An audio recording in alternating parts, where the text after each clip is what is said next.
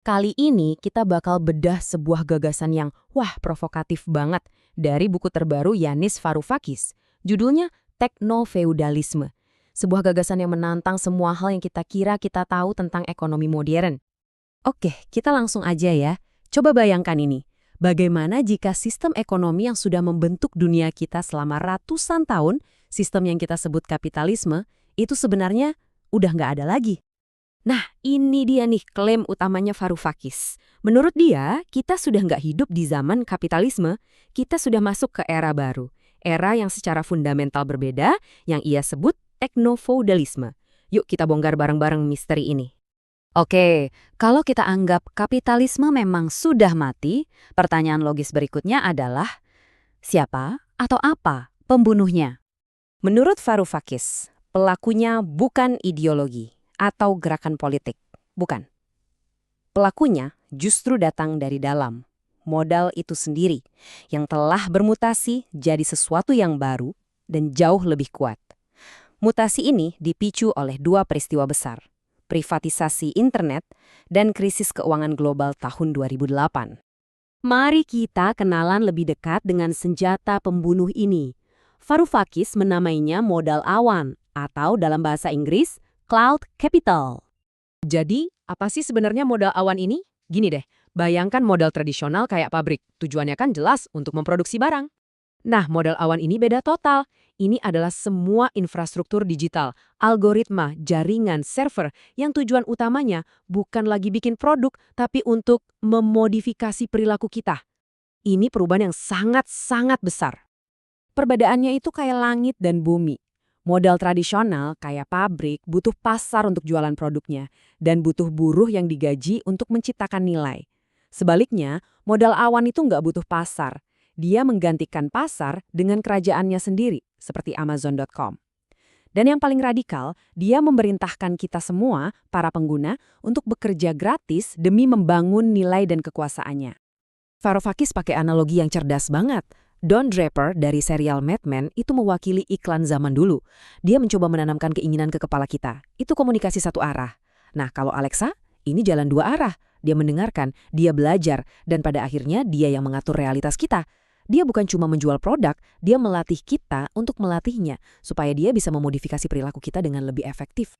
Dan kebangkitan modal awan ini nggak cuma mengubah ekonomi, tapi juga menciptakan struktur sosial baru. Sebuah hierarki kekuasaan yang, anehnya, sangat mirip dengan masyarakat feodal di abad pertengahan. Di puncak piramida baru ini, ada para klaudalis. Merekalah para raja feodal modern. Pikirkan Jeff Bezos, Mark Zuckerberg. Mereka bukan lagi sekedar mengejar keuntungan dari jualan barang. Mereka mengekstraksi sewa awan. Ini semacam upeti digital dari semua orang yang beraktivitas di dalam kerajaan digital mereka. Di bawah mereka, ada kapitalis vassal. Ini adalah perusahaan-perusahaan tradisional yang kita kenal, produsen mobil, merek pakaian, bahkan penerbit buku. Di era teknofeudal ini, nasib mereka seperti bangsawan rendahan yang harus tunduk pada raja. Mereka harus bayar upeti atau sewa awan itu tadi ke para klaudalis hanya untuk bisa mengakses pasar di platform seperti Amazon atau App Store. Dan di paling bawah, disitulah kita semua berada.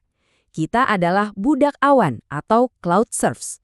Setiap kali kita posting review produk di e-commerce, upload video ke YouTube, atau bahkan cuma bergerak sambil membawa ponsel, kita sebenarnya sedang melakukan kerja gratis.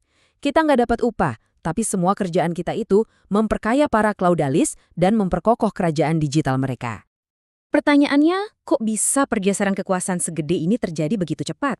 Kuncinya ada di satu momen krusial, yaitu ketika mengejar laba atau keuntungan bukan lagi jadi satu-satunya permainan. Semuanya berawal setelah krisis keuangan 2008. Bank-bank sentral di seluruh dunia mencetak triliunan dolar untuk menyelamatkan sistem perbankan. Ini menciptakan sebuah era yang disebut era uang gratis. Nah, uang inilah bukan keuntungan dari penjualan yang menjadi bahan bakar utama bagi pertumbuhan eksplosif modal awan. Coba perhatikan angka ini, plus 2,3%. Ini adalah kenaikan Bursa Efek London pada tanggal 12 Agustus 2020. Kelihatannya biasa aja kan? Tapi, tunggu dulu. Kenaikan itu terjadi di hari yang sama saat ekonomi Inggris dilaporkan anjlok lebih dari 20%, resesi terburuk dalam sejarah. Aneh kan? Berita ekonomi super buruk, tapi pasar saham malah melonjak. Kok bisa? Ini dia logikanya. Para trader di pasar saham tahu kalau berita ekonominya jelek, artinya bank sentral pasti akan mencetak lebih banyak uang lagi untuk digelontorkan ke sistem keuangan. Logika kapitalis yang lama, di mana berita ekonomi buruk berarti laba perusahaan turun, sudah dijungkir balikan. Dan para klaudalis memanfaatkan momen ini dengan sempurna. Dengan gelontoran uang gratis yang tiada henti, mereka bisa membangun kerajaan digital mereka tanpa perlu pusing soal untung rugi dalam jangka pendek. Kekuasaan mereka dibangun di atas fondasi uang negara.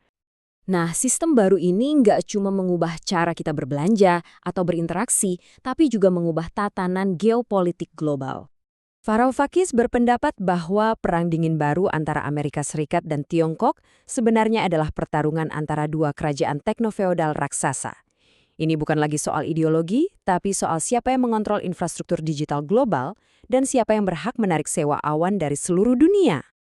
Jadi, apa yang harus kita bawa pulang dari semua ini?